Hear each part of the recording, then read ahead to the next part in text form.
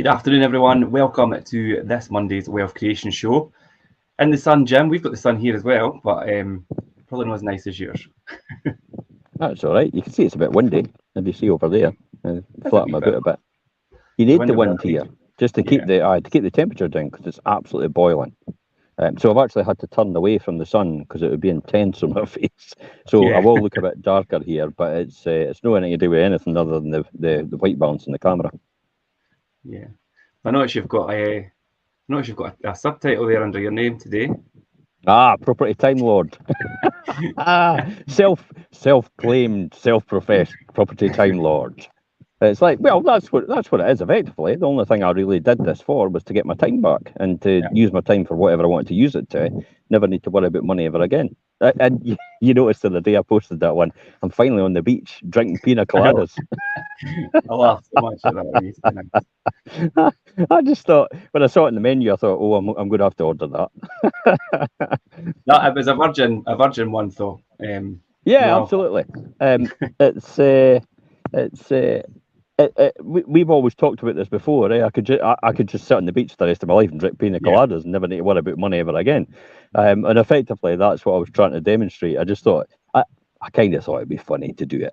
Some people might not think it's funny, you see, because it's like, oh, that's terrible, all that wealth. It's like, hey, why not? If you've earned it and you've worked for it and you've sweated blood, sweat and tears for this, you deserve everything you get.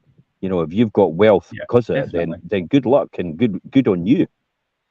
The thing is, though, Jim, I mean, although you can do that, you could do that every day of the week, every day of the year if you liked. But I mean, you take a couple of weeks out, but you still work through them, and you work in your business all the time. So you don't really sit on the beach. Although you've been there a couple of weeks now on the shows, but I mean, that's. I thought it was quite comical. It was on one of the landlord forums. This was a really good one for people, and I thought it's so childish. This guy. And they said something. The guy said that the initial person said, "Look, you know, I've been sent this letter. I hadn't lodged the deposit. I've returned the deposit in full back to the tenant because they moved out, but I forgot to lodge the deposit. Their solicitors now sent them a letter saying you're due us all the rent and 3 times the deposit back because that was never a valid tenancy." And the guy says, "What should I do?" And I went, and it says without prejudice at the top. And he says, "What should I do?" I went, "Ignore it." Ignore it because you're just giving the boy oxygen because they're ambulance chasers. They're just trying their best to actually get a response out of you so they can get money out of you. That's all they're trying to get. Because any court on this earth would probably sit and go, well, did you suffer financially because of it? No. It's resolved now, So it's resolved. So what's your problem? Why are you in court? And they wouldn't actually let it go to court anyway. You'd probably find when you sent the papers in, and it would be sent to the other party because that's what happens. Then the other party would have to respond, and then the court will look at it and go, but there's nothing really to answer for here. So why are we actually wasting the court's time with this? So unless the Fish Churchill Bureau takes a different opinion and says, look, because you haven't lodged it and you probably knew about it, then you have to pay 3 times the deposit or something like that. But you wouldn't say the tenancy was invalid and you've got to pay all the rent back. No. But this is what they were trying to do. And then I had people coming on saying, how irresponsible. And I thought, you've not been doing this for long, have you? No. Because it's like, I've been doing this for 30 years, if not more, as a financial controller as well, and an accountant in industry. And it's like, get these letters all the time from people. And it's really just it's a veiled threat. That's it. It's nothing. They're probably not going to take it to any of the next level, but they will take it to the next level if you respond to them. So you're better probably just to keep quiet in these instances. But somebody else went and said, this is ridiculous. And I don't know how he got to it. But eventually he tried to do, it's like top trumps. It's like, I've got more money than you. And it's like, is this really happening? And I just thought, I'm just gonna take this. I'm just gonna laugh at this. So every time he responded to something, I responded to something better. And then eventually he said, and I retired at 41. And I went, hey, I was 38. 38. And then I never heard from him again. And I thought, how childish could anybody be? You ask for your comments, then people come on and castigate you and say, and then you go, but this is the reason why, and you still have people, and then it degrades into that. It's like, this is a lesson for everybody. You've got to you've just got to watch out for the naysayers. You've got to watch out for the negative people. They could be anybody. They could be anywhere. You might not even know them. This is the typical example. They eat up your time. Yeah, You've got to know definitely. when to leave it and just not respond to it and just park it where it is and just move on. It's the old thing I keep saying. I was always taught this wee analogy about in the desert. The caravan the dogs will bark, but the caravan will still roll on. And when they're in the desert. In other words, the camels will still keep walking and they'll still keep moving forward, even though the dogs are barking round about them. And that's kind of like what you've got to watch in your journey for success, is you will have the dogs barking every now and again, Oh, yeah. but you've just got to keep going. You just keep going and just ignore them. Don't get wrapped up in their world. They want you to get wrapped in their world. Just leave them, park them. I know it's difficult because I've been I there, know. and you can just see that response, what I got the now. And often as well, I say to people, God, are you actually, for the time that you've taken to come on here and say all these things, which aren't helpful at all, you could have utilised that time for It's a something waste more of time. important, Yeah. like spending with your family or anything like that. And I do say to some people, on channels, it's like, could you imagine you're lying on your deathbed and you think to yourself, I could have done with that hour back that Spend spend I arguing with wasted somebody on social media. arguing with that person over something that was completely irrelevant Yeah. and completely nonsensical, and a waste of time. So that's the type of things you've got to watch out for. Yeah, you're absolutely right, Jim. And I think it's true that what you say there, the dogs will always bark and they will through anybody's journey. And I think it's how you teach yourself to ignore that and just move on and don't let it affect what you're doing. And it can be quite difficult. People sometimes have this need to respond to people that are negative, or like you say, even if it's like that lawyer's letter, like, I need to respond to it, but why? And so you need to, it's a train, it's a mindset thing as well. And you need to look at yourself and like, why do I need to respond to that? Or why do I need to give them my feedback or get involved in it? It's like, move on, See, use your time better. see a top tip: if it's your channel they're responding on, and Hmm. it's completely negative, just ban and delete them. Yeah. It's like I've got when most of the time when people, very few times when they come onto our channels and they say things like that and they say things that are completely negative, and Hmm. then you look at their profile and they've got about 5 friends. That's about Yeah. it. And then you think to yourself, this guy's just trying to use your channel to get some attention. That's what Hmm. it's all about. And it's like, no, ban and delete. Just get rid of them. They're no worth it at all. Just remove them out of your life completely. Whereas a lot of people tolerate them. And it's like, I've got no tolerance for people like that. No. And I make it quite clear to them. Yeah, definitely. So before we delve into today's topic, I just to touch on the deposit scheme thing, which that situation was about, just in case anybody's unclear. The penalty of the 3 months rent as a fine for not lodging your deposit is something that is done. But see, this will pursue you for the full amount of rent for the period and things. I mean, that's something that would only be in extenuating circumstances. But it is so important to lodge your deposit. So do it, guys, with a registered scheme. Yeah, Just absolutely. to be clear. But Good today, advice. Jim, we are going to cover save, spend, share, and invest, and looking at 4 different ways that you could use your money. And I think knowing how to manage your money today, and especially today in the crucial and evolving financial environment that we're in, to become financially independent is one of the one must recognise to be very prudent with their savings and how they spend money, and also seriously look at investing their money if they have Yeah. money. And each of these things are really essential to ensuring financial security, both now and in the future. And I think that's so important. The future, you've taught me that so much, Jim, and it makes me think so much about my financial future, not just now. And it's so important. I've not got kids, but a lot of people, obviously, whether you've got kids, you've got a family, you really need to think of them and how things are going to be in years to come. Here's the one you've got to watch out for. Spend for today because you might die tomorrow. That's a Yeah. typical example about what people try. Now, good marketeers will do that. Uh-huh. That's a classic example is when you go to Craig Tara or Haven Holidays or Butlins or anything like that. They go, have a double, you deserve it. And that's a typical example of good, clever marketing. And Yeah. they're not bothered about your ill health later on in life. They just want to make more money. So with it, spend now because you could be dead tomorrow. I could get run by a bus. I could get run over by a bus tomorrow. Usually find people that say that are skint.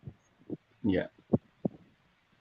Yeah, I know. I mean, obviously, we're not saying don't do anything and don't enjoy yourself today, because you can, but you could still be very sensible about it and still look after what happens in your future as well. So, You but one thing I can, will but say, the shittier life you have now, the better life you'll have later on. yeah, and we spoke last week about boring pays well, and it really does. So yeah, so don't get too caught up in people that think they need to always be doing something and always need to be. Do you know what I mean? If you're settled just now and things are fine and you've got investments, let them compound up, Yeah. and you'll see the benefits later on. But before we cover obviously our topics today, the important thing is, and we always say it, we're not financial advisors. Always seek proper advice. Many people may think they've got a good handle on their current financial position, but the truth is, more often than not, their missed opportunities and details in their own situation. So a really seasoned financial institution or advisor or somebody that really knows what they're talking about can provide you with good insights into your actual needs and ensuring that every penny you have, you put to the best possible use of your growth. So speak to financial advisors, but Yeah, I would say so. obviously you're going to cover a lot of good topics today. And firstly, we're going to look at smart saving habits today, Jim. Yep. And I think to start with, before you embark on any journey and any investment, you're going to need some sort of money behind you, unless you're doing joint ventures or whatever. So a solid financial foundation is built on the creation of saving and looking at obviously emergency reserves and a reserve that can pay maybe around about 3 to 6 months worth of spending if you were to lose your Yeah, I would job say or so. something like that. Yeah. In order to protect you against unforeseen setbacks, like sudden unemployment and medical issues and things. You don't know what if they're going to come around or where that's going to happen. And budgeting nonetheless remains sound advice in addition to this as well. So You'd be lucky if people had 6 minutes of financial money behind them. Never yeah, mind a lot. 6 weeks Yeah. or 6 months. It's like, it's unbelievable. We're a society that almost spends everything we've got every single time. We're never Mhm. taught good financial budgeting skills at school. We're never taught about developing any saving habits at school. School is not designed to do that. It's just designed to give you the most basic education. And then based on the cards that you've been dealt, in other words, with the family and people round about you, that's really the cards that you've been dealt. That will determine how you get on Yeah. in your life as you grow up and how you're shaped and molded. So you want to get people round about you and get the right people round about you, because you're effectively the sum of the five people round about you right now. Mhm. And some Yeah. people will relate to that, and they'll maybe be stony broke right now, and they'll look at the five people round about them that are closest to them, and they'll all be stony broke as well. Yeah. And some people will be pretty well off, and they'll look at the five people round about them that they're connected to, that they are influencing more as much, and they'll be the same wealthy as well. So that's the sort of thing. And some people will be, probably broke at a different level. In other words, they've Mhm. got all the trappings, they've got all the trimmings, they've got their fantastic cars, they've got big houses, they've got glamorous holidays that they go on, but they're just broke at a different level. And the five people Their round about outlays them, are and they'll all unreal. be broke at a different level as well. The same ones, all their friends will be broke at a different level as well. And when they look at their net worth, in other words, their assets minus their liabilities, they've probably got nothing. And then Mhm. that's when everything's based on their ability to perform. That's why it's important to develop smart saving habits. Yeah, You need definitely. to do this to put a buffer in between where you are now and where you want to be, just in case emergencies, just in case something happens. It's also easy as well to dip into that every now and again. So put it so it's out of sight, out of mind. Automate that process. Yes. So in other words, just automatically every single month, money goes at your bank account. You don't even think about it going out, and it goes into another account which you never look at until about 6 months or a year. And you just look at it 6 months and yearly, because you know it's going to be the same amount every single time. Obviously, if it's going to go up and it's based on investment strategies and it's linked into an index or something like that, then you will probably want to look at it and track it. Yeah. But if it's just normal saving habits you're developing, maybe in an ISA or a high interest current account, or anything like that. And I'm promoting these because they're good short-term access for emergency Hmm. funds. If you've got something locked up, it's not exactly an emergency fund then, because if you're an emergency, you can't access it, Yeah. or there's huge penalties. So that's the sort of things you've got to do with an emergency fund. So, but believe it or not, 3 to 6 months is actually classified as financial freedom. Really? If you've got 3 to 6 months of your spending put aside. So in other words, you could stop work for 3 to 6 months and you will still survive quite easily. Hmm. That's is financial freedom. If you can do that for 2 years, you're classified as being rich. Just got to say, if you could build on that, if people have got that, and if you could build on that, then you're on the road to a good, obviously, situation. In my personal opinion, though, you've got to make sure it's not just a case you've got a savings fund. You have a regular income coming in, Need which isn't something, yeah, dependent on your ability to perform. So, in my opinion, the 3 to 6 months of money should be 3 to 6 months of money that don't rely on your input. The yeah. 2 years, for rich is it doesn't rely on your input again, but it's not something that's going down in your funds. It's Hmm. actually something that's staying where it is. In other words, you're living off an income. For example, I'm gonna say it, property. You're Yeah. always getting income coming in out of it. You've always got something steady coming in. You leave it where it is because it's a savings fund at the end of the day. That's how I treat it anyway. And then you've got it when you really need it, or when you want to pull it out the bag and just go Yeah. on that, this one-off holiday you've always wanted to go on, or do this one-off mountain climb you've always wanted to do, or give to this one-off charity, this one-off payment you've always wanted to do. I mean, the one I'm doing here right now in Spain is for the cats, Hmm. release and neuter scheme, and we're not paying ongoing costs. That's the key here. We're paying the one-offs to catch, Yeah. neuter, and spay them and put them back into the community. And then they'll look after them on a day-to-day basis, like Yeah. drop off food for them, make sure they're all right. Because really, to be honest, in this area, nobody cares about cats. No, I know. I mean, yeah, and they don't care as much as we do in Britain. It's just Britain's quite a different situation where we have, cats are our pets and dogs and everything like that. They just don't do that around here. They're not Yeah. as they're not as they're not as fanatical about it as we are. Yeah. I was going to say compassionate. Compassionate's probably not the right word, but yeah, fanatical's probably, yeah, They that's probably the right. just not as compassionate either. They'll Well, let their horses stand out in the middle of the field and tie them at the thing with no in shelter the heat. Yeah. for a whole day in the blistering heat. And I'm thinking, that's not what Jacob Dridge told me. Yeah. Jacob Dridge is an animal sanctuary out in Spain as well, who I know. Hmm. That's Julian and Rachel. So Julian and Rachel run it, and they told me it's like they've always got to have to make sure that the Some horses sort can of get under shelter. shelter when they want to. Yeah. So they can decide whether they want to be sheltered because they're too hot. But no, they don't do that here. But then that's why they've got Especially, quite a lot of horses, because they take them off them. especially when temperatures out there have been pushing 40 and everything this year. So, Yeah, I know, it's crazy. yeah. Absolutely crazy. So it does come back to things like, what are you going to use these savings for? Definitely at this point in time, it's going to be an emergency fund. If you're Yeah. suddenly unemployed, medical issues is a classic example as well. Look how I used Yeah, it. definitely. It was when my knee was having problems, rather than actually have to wait on the NHS, which to take about 2 years. I then just was referred to Professor Mackay over in Glasgow from Stuart Barton, Hmm. and I was in the clinic, and I had my knee done within a couple of weeks. Job done, out, rehabilitated over the next 6 months, and that was me back to running again. Yeah. Yeah, I So suppose that's what the money's for, Richard. This is what I need to tell people. The yeah. emergency fund is there for the things you need. This is what people go, oh, money's the root of all evil. No, money's not the root of all evil. It's the love of money is the root of all evil.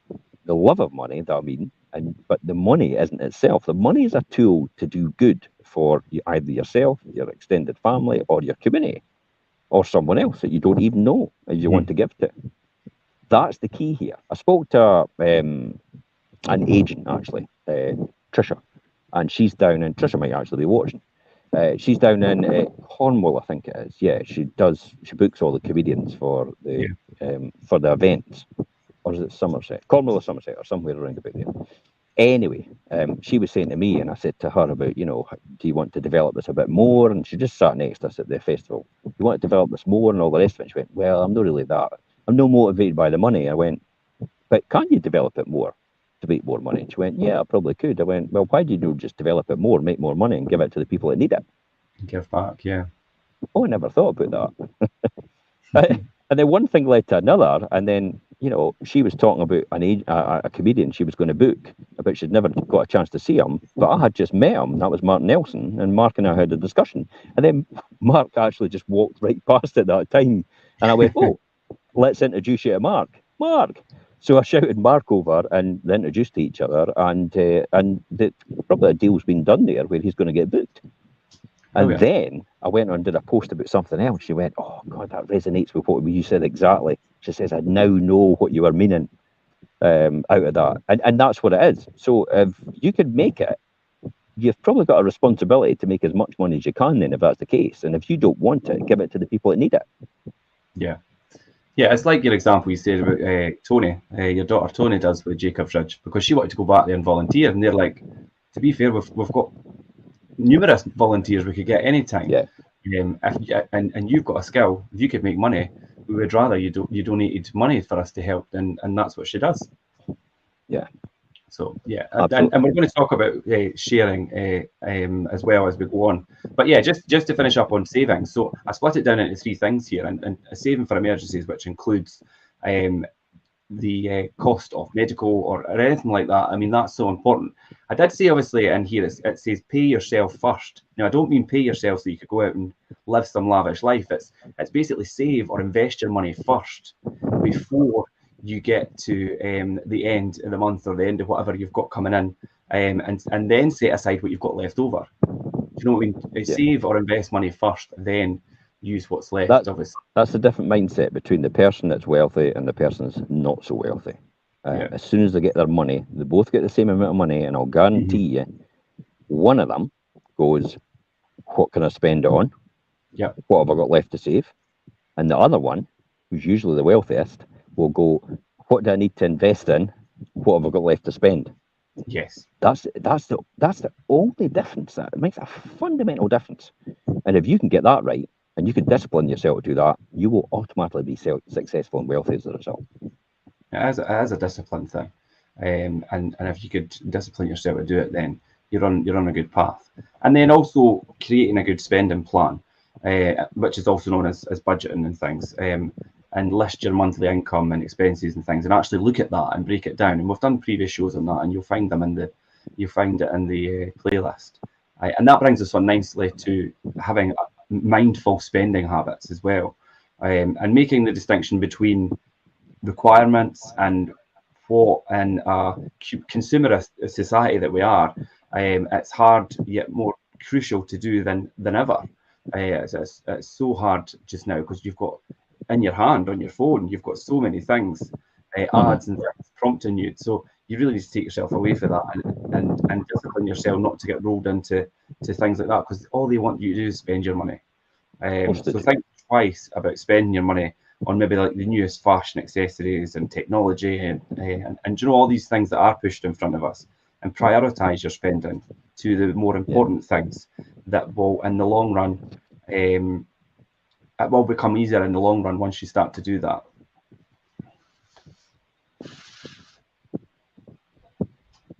And I think also a well-planned budget might suffer from these impulsive purchases and things. If you continually do compulsive purchases, then there's all very well creating a budget, but then if you're just going to spend it on impulse purchases, then it really doesn't hold any value if you're not going to stick to that budget and be really disciplined to do that. You have to. Here's a great phrase: if you don't discipline yourself, someone else will discipline you. Yeah. Whether that's a bank manager, whether that's a boss, whether that's your mum and dad, whether that's your partner, whether that's your kids, even, depending on what age you are. If you don't discipline yourself, someone else will do it for you. So you're better to have the choice of doing it for yourself, for you, and actually being mindful about that in the whole process. You know, that's what I've always been taught, and that's what I was taught by my mentors as well. And I've kind of stuck with that, and it's worked so far. So if it works for me, it might work for other people as well. Yeah, definitely. Spend less and save more. And obviously saving often starts with, I mean, more than likely spending less money. Whether it's obviously on silly things like hair. I mean, a lot of people play for hair salons and new gadgets and like the premium coffee brands and things were covered before. Um, that obviously myself is quite guilty of doing. And just things, just a lot of things, clothing brands and things. People get so wrapped up into this, and they cost an absolute fortune now. Yeah. And it's not necessary. It really isn't. And if you're really serious about, here's a good one for you. I can't find another £1,000 a year to save. Okay, do you have coffee every day at Costa or Starbucks? Much yeah, as that? Oh, it's about £5. So that's 5 days a week. Yeah, it's what about the weekends? Oh, I sometimes pop in there the weekend. So you're talking about what? Maybe about 40 quid a week on coffee? 40 I quid a know. week times how many weeks are 50? So 4,400, 5 times that, there's 2 grand. Can you know save half of that? Yeah, Look at that. There's 2 grand there straight away on coffee. Costas and Starbucks are rubbing their hands because that's the type of cost they charge. But the reality is, the money's there if you want it. You just have to, again, come back to saying, discipline yourself to look at what you're spending your money on.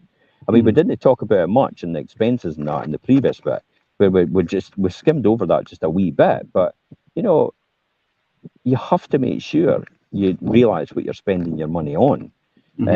So you have to know where you are to know where you want to go. Put it that way. That's a really good way. You have to know where you are right now, and you have to be brutally honest with yourself to know what you need to do to get to where you need to go. And there's a classic example about how to save money straight away. If you spend money every day on expensive brands like Costa and Starbucks, and just throw away stuff. Oh, have a smoothie every day at the shop. Just have it at home. Take it to work with you. Get a instant coffee. It's like, oh, but it's no the same. All right, okay. Well, that's fine. You could waste 2 grand every single year for the next 10 years. That's £20,000. Sorry, what? 20 grand. 20 grand over the next 10 years on coffee. You're having a laugh. yeah. When you put it in that context, that's crazy, eh? I'll drink anything. Definitely save and create good spending habits. It's probably about taking all your income and your expenses, getting one clear picture, and then helping decide where you could really save and trim that down. And obviously, there's some debts that people have that you're not going to be that are unavoidable, like your mortgage for interest, for instance, and high interest debts like credit cards and personal loans and everything. They are not, and they could quickly spiral and really have you in a situation. So look at them first and try and get rid of them. Start attacking the credit cards because they've got the highest. Yeah, Definitely. Even though you can, I can move it to an interest free. Fine, move it to an interest free, but still pay it down. And get it down as quick as possible, because that interest free might disappear at some point in time in the future, and now you're stuck with and you can't get rid of it. So these are the type of things you need to get rid of and start to trim. But I'll go back to the coffee example again. Take the baby steps. You don't need to say, I'm going to cut it out completely. I tell you what, that would be some discipline to do that. But once a week I'll get Starbucks once a week on a Monday. So Ian and I will go for a walk. So we get a coffee somewhere else. We get something at Starbucks, and that's only once a week. So I'm okay with that because it's once a week. But if I was doing it every day, it's like, do I really need to do that every day? It's a huge expense. Yeah. And folk go, but you've got loads of money. I'm not caring. That doesn't matter. I could give that. Well, that's the point. I could give that to somebody that needs it, possibly. Yeah. There's somebody that now it said something about their vet bills and all the rest of it, and how it's put them in a difficult situation. And it's like, so I'm going to see them when I go back, and I'll have a wee chat with them about it. But it might help them out. Yeah. Yeah, as about baby steps, like you say, Jim, and I mean, you said obviously you used an example there of £1,000. How could I get an extra £1,000? But I mean, people might think, God, there really isn't any, and maybe there isn't in their budget. But even if you could look at let's look at £100, just something that I could find something somewhere. Yeah. You could always find something. It just takes. You didn't want to admit it to yourself at the fact that it's that extra thing you always get. It's maybe something that you one-offs, and you keep thinking, oh, I deserve it, I have to have it, and it makes me feel good. If it makes you feel good, you've got to really think about what's happening there. Well, if you're buying stuff to make you feel good, you've got to think about the underlying cause about why you're needing to buy it to make you feel good. That's the problem you need to solve, not the fact that you're spending. You solve that problem, and everything else will You'll fall stop into spending place. on it. Yeah. Definitely. And then that's when you start entering the realms of spending money on all these things and then living out with your means. And it's really crucial not to live out with your means. And if you are unable to save money for and don't have money for major purchases and long-term investment, then you may very well be living out with your means. Do you know the amount of people that'll probably listen to this or watch this and say, "Oh, I'm not living without my means," and it's like, and they probably are. Yeah. They probably just don't realise it. Probably just, and it's because again coming back to it's the people round about you. It's the people round about you are exactly the same as you. Therefore, you don't notice actually that is out with your means. It's only when it gets to a crisis point that anything happens. And again, coming back to ability to perform, or you're needing money because there's a one-off cost that you're having to cover. It's an emergency situation. You don't have that. That's kind of you've been living beyond your means if you can't do things like that. Definitely. So you've got to make sure that you're exactly right. You need to put money aside for these one-off major purchases. You need to put one off aside for long-term investment. You need to live within your means, not out above your means. And don't try to keep up with the Joneses. I know somebody that actually remortgages their house on a regular basis to actually keep up with the Joneses. A classic example. That they have to have the best because the friend that they go about with has the best as well. But the friend that they go about with actually earns a bloody fortune. Yeah. And he invests wisely and he saves wisely, and he knows that because he spoke to me one time and I gave him a bit of advice, and he says, "Do you know that advice you gave me right now is worth more than any of the advice my financial advisor's ever given me, and he charges me £3,500 a year." Right, And he believe it. says he's never even given me anything close to what you just gave me in the last half an hour. Yeah. It just But shows you, though. I mean, that's obviously from experience, not obviously from a financial advisor point of view. But then that's obviously what you enter in the realms of from the experience of what you've went your journey, Jim. well, the difficult and the problem about financial advisors, they can only advise you within the means of the law. Yes. But the great thing is, if you're a friend of someone, so this is your friend. So if I'm friends with someone, I could easily advise them, and there's no within the means of the law because they're my friend, and that's what takes into account within the legal system itself. If you're because it's a classic example of if everybody who gave any advice which deemed to be financial was standing at the bar, would all be in jail. Would all be in court because everybody at some point in time is probably given some sort of typical financial advice while they're having a pint at the bar with their pal. And that's why the Financial Services Act actually took that into account and thought, well, you can't exactly go to your mate when you were talking when you were both drunk and say, you gave me poor financial advice, I'm going to prosecute you. No, you can't. No. So everybody's got an opinion. Everybody gives you financial advice, but there is times where it is okay to do that in certain circumstances. And this because I've known this person for years and years and years. There was nothing wrong with doing that because it's just two friends talking to each other about what they were doing and what their strategies were. And then that's when he came up with that and said, "God, what you've told me in the last half an hour has been worth more than what I've paid my financial advisor at £3,500 a year." Yeah, but I mean, we always do stress speak to somebody who's an actual financial advisor. They do have a grasp on the law surrounding that. But I think in the circumstances you're talking about, Jim, obviously from your experiences and things, then it's more than likely the advice you're giving is going to be quite good. But obviously, you still we don't know a person's full circumstances. That's the thing. And when I go into a lot of forums as well, people say, "I've got a house. It's got I'm buying it. I've bought it for X, selling it for Y. Will I pay capital gains? And is there anything I could do?" And I'm like, "Well, speak to a good accountant for one thing. That's what I would say. But there is a couple of things that I'll tell you, and it's if you've got a spouse, you can use their capital gains allowance as well under love, favour, and affection, and transfer the right amount. If you're both, make sure you both use your basic rate tax as well thresholds. when you sell it as well, to take advantage of it. 12.5. Minimum possible, yeah, exactly. And if you stayed in it for a period of time, then you've got advantages as well, which if you speak to an accountant, he'll be able to tell you if you've got exemptions for the period of time that you stayed in it, for the capital gain as well. Apart from that, I really can't tell you anything else except speak to a really good accountant, financial advisor, and a lawyer as well. They'll be key in this instrumental about transferring it from you to the other to your spouse under the love, favour and affection rules, which is capital gains free. For the proportion of the property, and you could just choose what proportion you want to transfer. So you can just say, well, 10% will work to make them, come to the right amount, or just transfer that amount. So he's only got that £6,000 gain because he's a high rate taxpayer, but he used his personal allowance or her personal allowance. So that's classic examples about how you could give people a bit of advice, but really just saying, top it off that, to be honest, you've got to ask your accountant about what I've just said.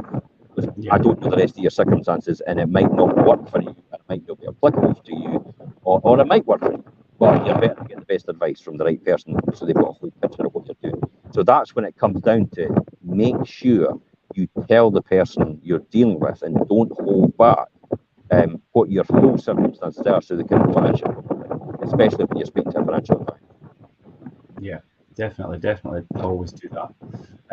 So if somebody's in the position where they've got their spending habits under control, they've got themselves back on a good position, they're saving money, they've got money in the bank, then really you need to be looking at investing and then what investment strategies you could adopt. And it really is best to start investing as soon as possible, as soon as you can, in order to get the best run at setting yourself up financially for the future. Compound interest wonders allow even little sums of growth significantly over time when invested early enough. And that's the important thing. And it's never a good idea to put all your eggs in one basket, as the expression goes. So look at what options you have for investing. Obviously, we always refer to property we deal in, but there is other avenues and things. And it is important, like I say, not to put all your eggs in one basket and look at maybe investment diversification, because it is essential, because it enables people to disperse the risk while benefiting from maybe different market trends and things as well. But it's also crucial to keep in mind that investing isn't something you do once and then just forget about it. It's something that you continue, and we'll use property as an example, and how that compounds up and how you build that up for one property to your second property, and then how it goes on to there, and how it escalates over the years. And that's how if you're building a property portfolio, it will compound up over the years. And by the time you're 10, 20 years down the line, you're going to be in a good financial position. I would say so. I mean, it's the easiest form of doing anything, and it's the eighth wonder of the world is compound interest. Yeah. And I still don't think a lot of people realise the leveraged position to put themselves in by compounding wealth over a long period of time. And Warren Buffett talks about every single time. I mean, up to 60-year-old, he's made more money after 60, than he made in his first 60 years. And it's just out of compounding. So, and that's all he's ever done. He says it's nothing. It's no rocket science. He says I've just built my wealth by compounding over time and investing in businesses and compounding over that as well. And just growing all these businesses and having loads of irons in the fire. Yeah. But making sure you've got people in the right position who could actually run that business rather than you actually having an input into it. Yeah. That's probably the most important thing. So I've talked about this before. That's how billionaires end up getting their wealth, is because they buy into businesses or they build businesses which are not reliant on them, and they let them grow as a result. Whereas millionaires are just they do a one-track thing like what I'm doing, which is property investment. Yeah. And kind of that's about it. They'll never get to anything bigger than that because that's what they're doing. Now, I'll be honest, for most people, millionaire would be glorious, wouldn't it? Mm-hmm. It's like flipping heck, being a millionaire. It's like you've got $1 million net worth. Now, that's not a millionaire. It's like, oh, I'm a property millionaire. Okay, so how much property you got? Oh, I've got 6 million. So how much debt have you got? Oh, I've got 6 million. Okay, you're not a millionaire then. No. You've got zero. Your net worth, you're at stand start. However, if you service the debt on the property, in other words, the debt it's the 6 million's paying over the next 20 years, and it doubles in value, then you've made 6 million Yeah. instantly, and you've serviced the debt. That's all you're doing. So that's how most people do that. That's how most people create wealth. And that's how most businesses create wealth as well. They borrow against for the bank for capital improvements and capital investment, and then they get tax deductions, tax incentives for doing it as well. So again, speak to a good accountant if you know about that. If you're running a business and you're buying capital equipment, because you will get allowances, and you sometimes get 100% allowances in the first year for that, and that compounds over wealth, and the capital, the investment you're making actually makes a really good return on investment, because you're buying a machine that produces X amount of widgets every year and makes X amount of profit out of that machine. So therefore, that return on that machine was probably worth it. Now, I always talked about when I was in industry, the benchmark was 2-year payback. So in other words, they wanted to make sure before they spent money on any capital, they were going to get a 2-year payback at least. At the very least, they're going to get a 2-year payback on any investment they spent money on. And what the 2-year payback was if it was 200,000, they were going to make 200,000 over the next 2 years out of buying that bit of equipment. So that's the kind of benchmark they had. And then if it went beyond that, then they would take a decision based on, is it a long-term capital decision, or is it a short-term 2-year project that we're just looking for? Because then that bit of equipment will go on for years and years and years, and then that's when you'll start making your money after the 2 years, because the payback is the 2 years is paid off the equipment, but effectively you've got your money back, and then after that you're making quids in. Exactly how property works. Everybody thinks property makes money from day one. Oh, I'm making money for day one. It's like, no, you're not. You've spent an absolute fortune. You've got money in there already, and it's called a deposit. You put a deposit in. So what is your return on your deposit? That's what you have to work out. And that's why we talk about the net return is the most important thing, or the gross, or the net gross return, which is another one. Not the gross return. The gross yield is only important if you're buying for cash with property. If you're not buying for cash, it's the net gross yield you're looking at. So in other words, it's the rent minus the interest. That's the net gross amount, and then divide that by the money you've got in. That'll give you your true. That'll give you your true yield on investment.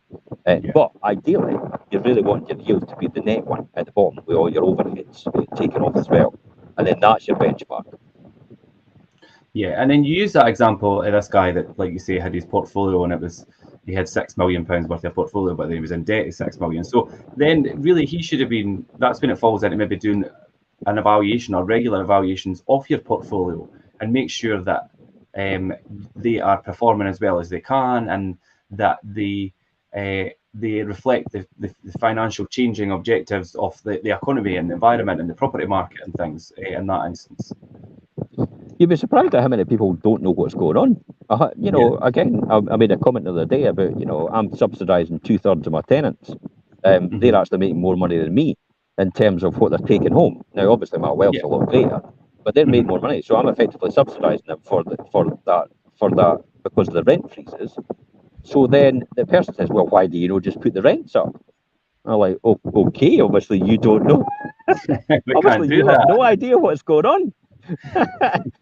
Honestly, but that's what I mean. That's how disconnected some people are about what's going on in the world, and they could be caught. They could be caught because of that, because they think it's just a case that, well, you can put your rents up anytime. So that's the type of person that runs in and buys another property and actually doesn't look at the numbers and just assumes that they can put their rent up anytime they want, to any figure they want.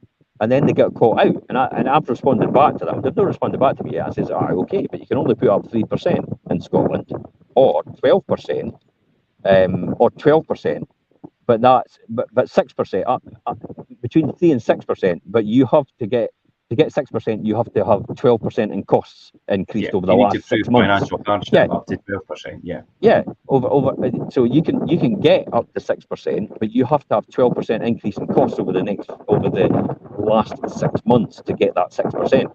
So when everybody thinks it's just a 6% increase, you've got a 6% increase in your costs. It's no. they'll only get 3% then if that's the case. Yeah. So it's the naivety of some people actually not understanding the remit, what's going on right now in terms of property investment, but also in terms of any investment. Because the Yeah. government changes it all the time. When they started taxing dividends on pension, on pension, the pension and stuff like that. They started taxing the dividends on them years and years ago. Everybody was up in arms because it's like, what? Because pensions, I believe, used to get the dividend paid straight in, and there was no tax on them. And then the government went, here's a wee thing that we could actually start taxing it. We could start taxing the dividends to the pension funds, because they were getting away with it scot-free. Yeah. I've no idea where that name Scot Free comes from. there must have been a Scot somewhere that got everything for free, and that's why the And it phrase kind of Scot stuck. Free comes up. But yeah, whether it's I'll have to look it up unless somebody's got an answer to that, where Scot Free comes from. yeah, that would be good to know if anybody knows the answer to that. But I mean, I think, like you say, Jim, it's not just in the property market. If you've got investments in or you're doing shares or any avenue, it's really critical to keep up with market trends, and that's obviously over a different variety of investment possibilities. And really, the global economic data and the economic environment around you, people are just so unaware of what's going on. And that is really important to have a successful investment, whether that's in Well, there's examples tonight, but everybody thinks, there's people out there still convinced that the property market's going to crash. No, there's no indicators at this point in time. Now I've actually heard, I was hearing the other day, they were actually saying that the government thinks we're on track to have inflation by the end of the year. So, okay, so we're only going to go down by a couple of percentage points before the end of the year then, if that's the case, because that's where they were wanting to go in the first place. Yeah. So that possibly means like base rates might not actually be increased next month or this month. Yeah. So that's maybe a good signal that base rates might not be increased, therefore mortgages will stabilise, therefore housing market's still stable. Job done. Sorry, I was trying to look at Scot Free and see if I could get the answer for you, just out of curiosity. It's all right. Well, I'm sure somebody will tell us what Scot Free is. Okay, it's regular evaluations, as you said, Richard. It's the portfolio, the change in financial objectives, what you really want to do. Actually, how you're going to plan it for if you've got a big portfolio of anything. Is it going to be subject to inheritance tax? That's another thing I'm reading up now. And are you going to mitigate that because there's rules and regulations in place where you just can't give it away on your deathbed? It actually gets pulled back in for chargeable rates. So all your tax burden is completely wiped out when you die, but your estate comes under inheritance tax. So that's another one. And there used to be clever planning mechanisms where people just got married there and then. That was one actually, where people did get married. They'd been partners for life, and they'd never been married. And literally, one of them was like, "I'm terminally ill. I'm going to be dying tomorrow," and they were getting married that day. Yeah. Because everything transfers to your spouse, tax free. No inheritance tax on it at all. It all transfers completely to your spouse. And that's why some people were getting married literally on their deathbed. And it still happens today. That's one of the ways to do it. However, all you're doing is kicking the can down the road to the next person and thinking, how are they going to get, how are they going to avoid it as well? How are they going to, well, let's only avoid it, just say how are they going to plan for it efficiently, tax efficiently. Yeah. So that's the difficulty as well. So you've got to make sure you just keep one eye down the road about where it's going to go and what your plans are for the future, and what you want to try and achieve.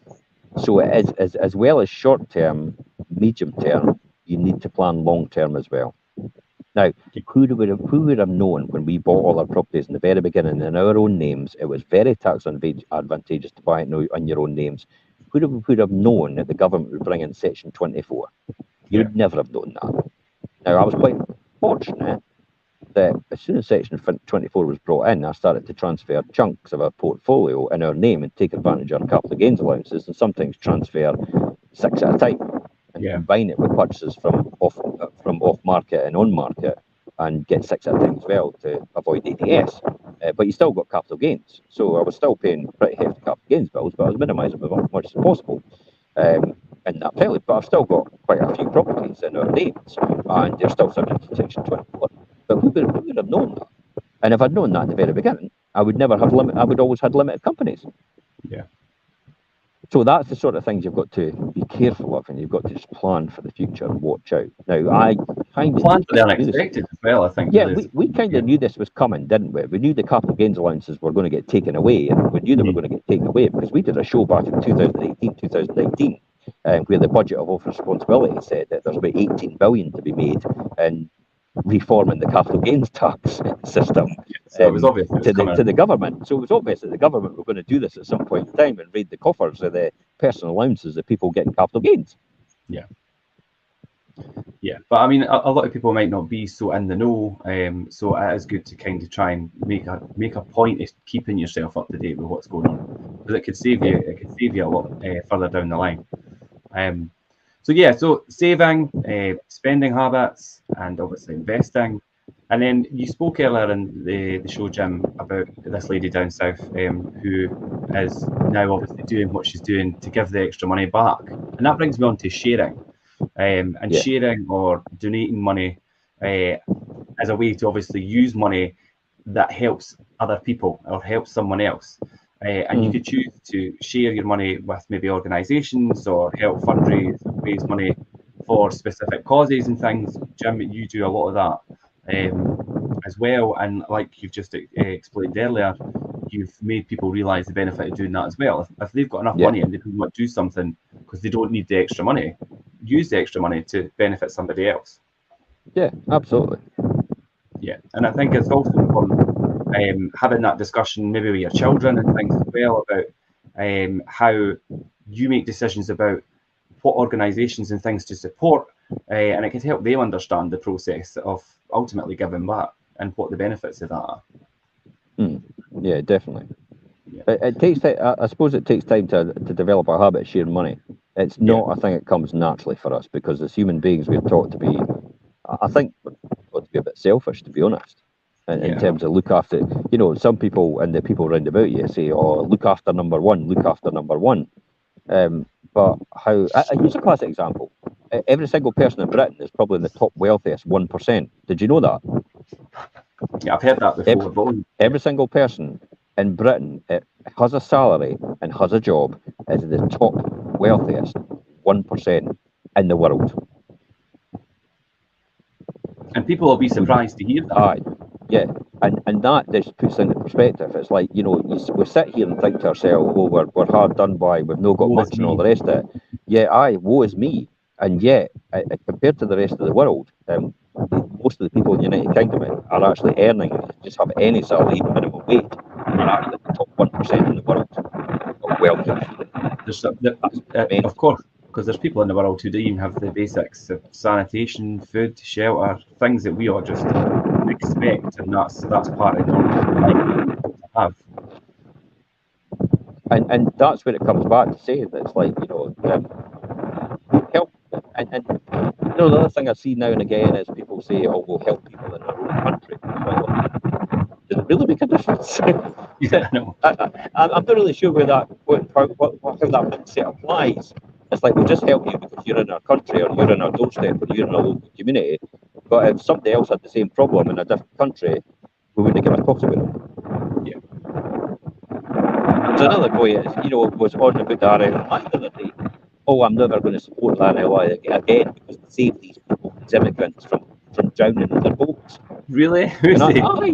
And I'm like, so what are you proposing? Just let them die? And he went, yes. I went, you're a fucking idiot. Yeah. and I actually said it and left it as a remark. And I thought, I'm just going to leave that there. Because it's like, this is mental. It's like, okay, we'll just let them die there. That's fine. That's just crazy, eh? But that's how some people are. It is, unfortunately, and some people do have that kind of mindset. But do you know why they're like that? It's because their life is shit. And they just need to take it out on somebody else. That's really what it comes down to. My life is so shitty, I've got to go and kick somebody else, or I've got to let somebody else suffer more than me. That type of person. Yeah, I often think we should just exchange them for these people. just send them over to where they came from and let the people who came from there into our country. And it's like, I tell you what, we'll just swap places with you with that person then. I know it is crazy. I mean, we're all human beings, and I think if somebody is in a position financially where they are very comfortable and can still earn more money, then you really need to think about sharing that with other people and thinking of the benefit it would have to other people, and not just people close to you. Do you know what I mean? Organisations and other people throughout the world. Do you know what I mean? Yeah. There is ways and means I to mean, do that. well, let's be honest. Shared money and helping other people is, and I will say it is a bit of a selfish motive because it's the buzz and the feeling you Because you get get out that of it. gratification from Yeah, helping of someone. Yeah, course of you course. do. It just warms your heart and Yeah, strengthens your decision-making skills and things. And it just makes you feel a whole lot better about yourself. You just feel really good at the fact that you're doing yeah, it. So it's fantastic, but you could look at it that way as well. But I would never want anybody to think that that's why they're doing it. If that's why you're doing it, then again you've got to look at yourself and think, what deep down, what is it the thing that you're needing to sort out in your life that makes you want to do that in order to feel like that? Again, that you've got to be pretty self-critical about yourself. You've got to be yeah. pretty self diagnostic about yourself as well. I think that's an important thing to do. Yeah, I think that's really important. You need to do that. But so, I mean, just to kind of recap on what we've covered today, and I think despite maybe appearing simple, the areas like saving and spending and sharing and investing, they really call for a combination of your own self-control. You need to have an ongoing education, and occasionally you really need to seek professional advice, and we've stressed Yeah, that a lot throughout today. But the secret is proactive engagement, regardless of where you are in your financial journey. You put yourself on the road to a more secure and wealthy future by carefully adhering to principles of these financial pillars that we covered today. And I think that's um, really where I want to bring it to an end today, because I think that what we've covered today are really the financial pillars to follow. You just really need to have that own self-control and determination to actually follow them and discipline yourself to do it. absolutely. As I said when I did that with the Pina Colada post, I said at the end Yeah, of the day, anybody can do this. yeah, Anybody can do this. Anybody can follow the same pattern. Anybody can follow the same path. It's probably more improved now, and probably tarmacked it and super highwayed it. But not, anybody could not too follow much that bumps along path. the way. Yeah, I mean, there were no potholes in it and everything now. Kind of like I had to deal with and going off track and going on the dirt roads and rocky roads and stuff like Yeah, that in terms of my path that I had to follow. It's like a super highway blueprint is in place now in order to do this. And most people are actually trying to copy that and follow that process. And some of these fake gurus out there are trying to sell it, obviously, as a yeah, course, and then trying to proceed to say that they've built all their money in property and their wealth in property. And it's like, no, you've no. You've built your money in selling courses. You've not built your money and you've not built your wealth in actually property. You've built in selling courses and then invested in property. That's a different aspect. I've worked for mine and then invested in property. I didn't sell courses on property to do it. I think that's the most important thing to understand about that. And yeah, that means that anybody can do that then, because their model is based on the fact that you teach other people and that's how you make money to invest it. Whereas my model's like, you work a normal job, you work hard on it, you invest, you spend, you save, you then have money to spend as well anytime you want. But you choose exactly what level of wealth you want out of it based on your goals and aspirations for the future. That's all it comes down to. That's all I could say about that. yeah.